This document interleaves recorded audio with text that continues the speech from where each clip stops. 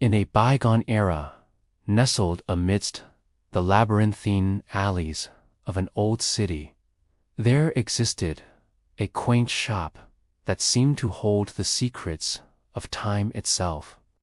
Its stained glass windows, adorned with celestial motifs, cast an otherworldly glow on the weathered hands that reached for the knobs and dials within. Here, amid the rhythmic ticking, one man stood as the guardian of moments. His name was Master Dorian, a title bestowed upon him not because of any noble lineage, but because of the quiet magic that he wove in his humble shop. They say his clocks were more than just mechanisms of brass and wood.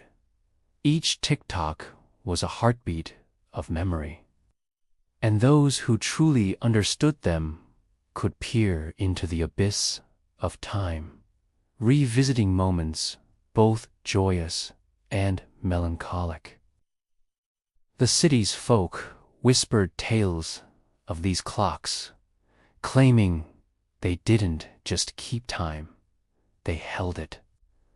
They spoke of a place in the very heart of the shop where if you touched a clock, you'd be pulled into the past, becoming a silent witness to times gone by.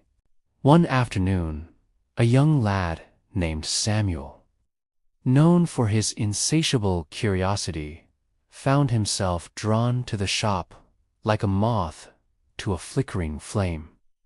The bell above the door tinkled merrily as he pushed it open, revealing an interior that seemed to exist outside the confines of time.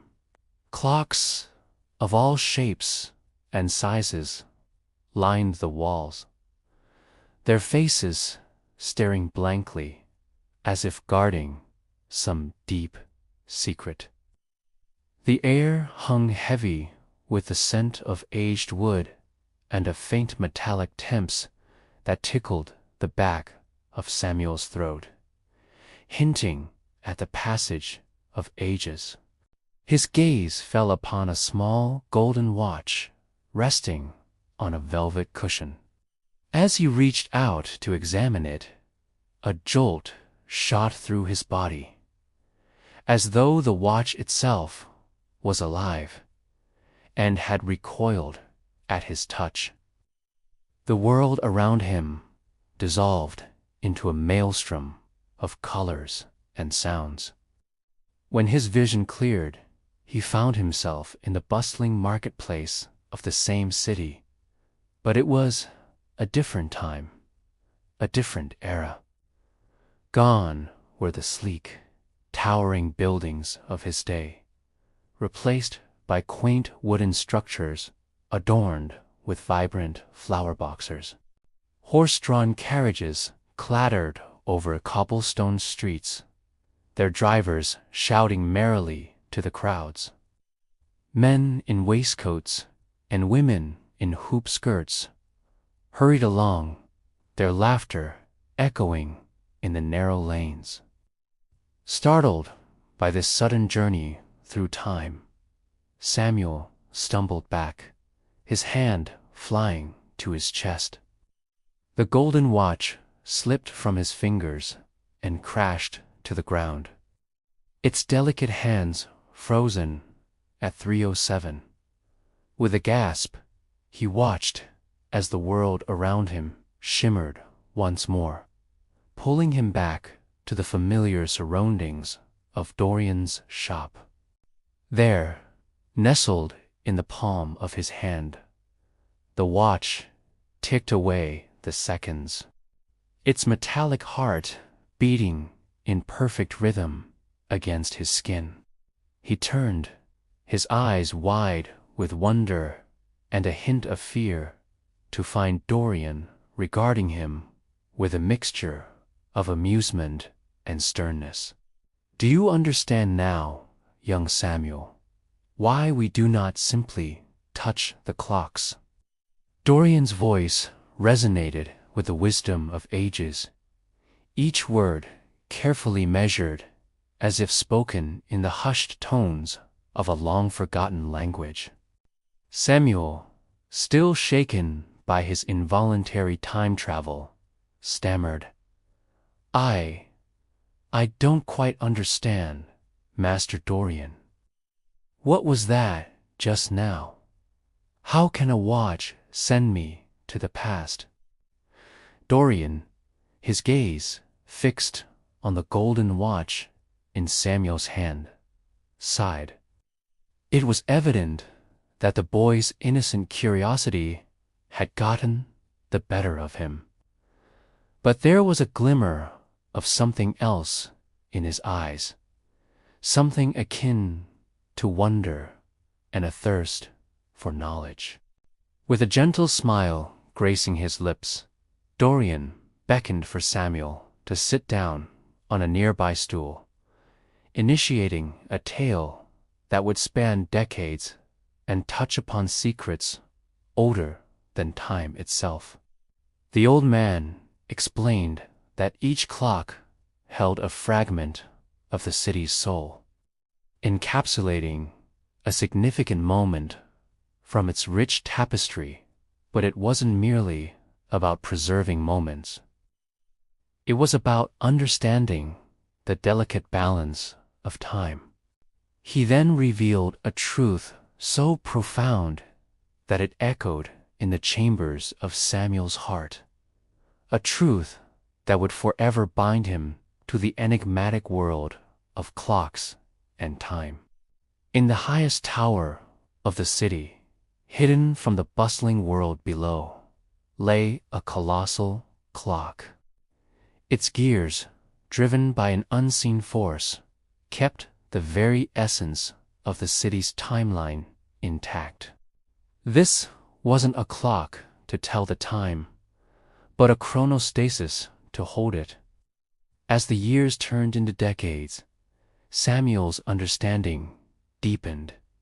Under Dorian's patient guidance, he learned to read the whispers of the clocks, deciphering the stories they held within their ticking hearts.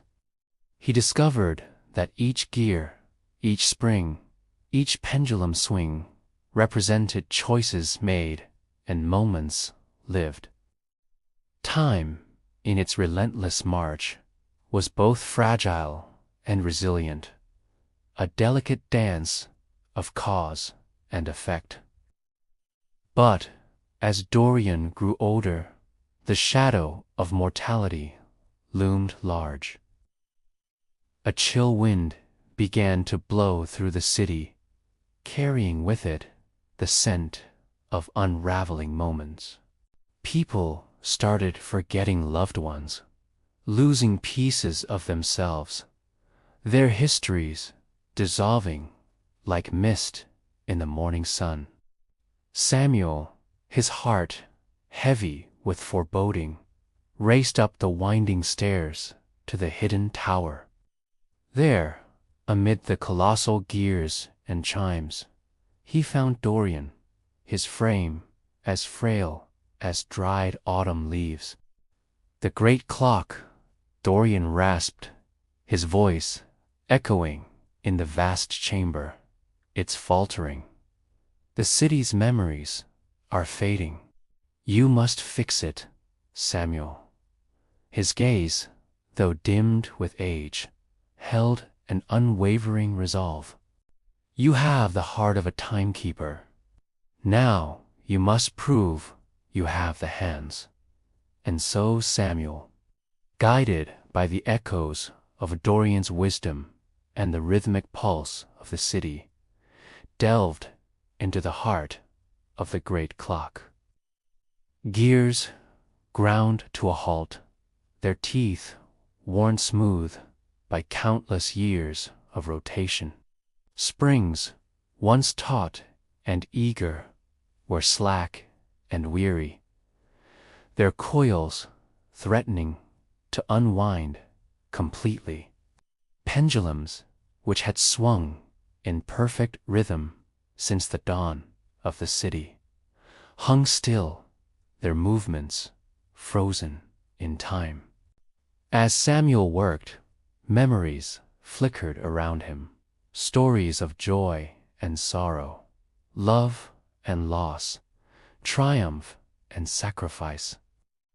He saw the city in its infancy, heard the laughter of children long gone, felt the hopes and dreams of generations past.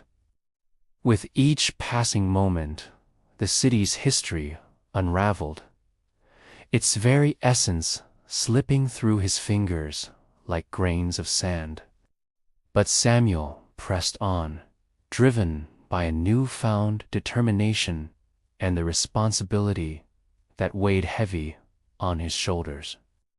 Slowly, painstakingly, he replaced the worn-out gears with new, smooth ones, oiled the stiff springs, and gave the frozen pendulums a gentle nudge to start their rhythmic dance once more. The great clock, awakened from its slumber, began to hum, its deep resonant tone vibrating through the tower and spreading like ripples across the city. As the first chime echoed through the ancient streets, people paused in their daily routines, their faces turning toward the sound. A woman stopped to adjust her shawl, her eyes distant as she remembered a long-ago promise made beneath the clock tower. A young boy skipped ahead of his mother, his laughter ringing with the joy of rediscovered innocence. An old man leaning on a cane smiled, his wrinkled face crinkling further as he recalled a time when his own laughter had echoed in these very streets. With each chime, the city's memories returned, weaving a rich tapestry of lives intertwined. The great clock, now whole and vibrant, continued to beat its steady rhythm, keeping the city's timeline safe. As the first rays of dawn painted the sky, Samuel descended the tower, his heart swelling with pride and a touch of sadness.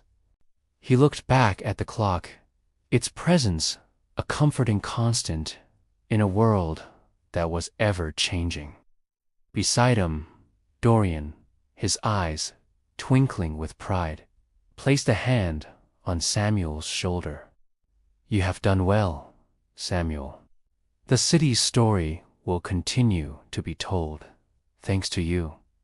He then reached into his robe and pulled out a small, intricately carved wooden box. "Here," he said, his voice raspy but strong, "lies the key to the clocks, to time itself. Keep it safe, Samuel.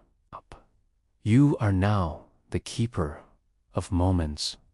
And so, with the weight of generations resting upon him, Samuel took the key, its cool metal a tangible reminder of the responsibility he now carried. As Dorian's final words echoed in his ears, Samuel knew that his life would never be his own again. He was bound to the city, to its clocks, and to the countless moments that made up its history. Yet as he gazed up at the newly rejuvenated great clock in the morning light, he felt not a burden but a privilege. For he was the guardian of stories, the keeper of time, and the protector of memories. And as long as the great clock in the tower kept beating its steady rhythm, the city would live on,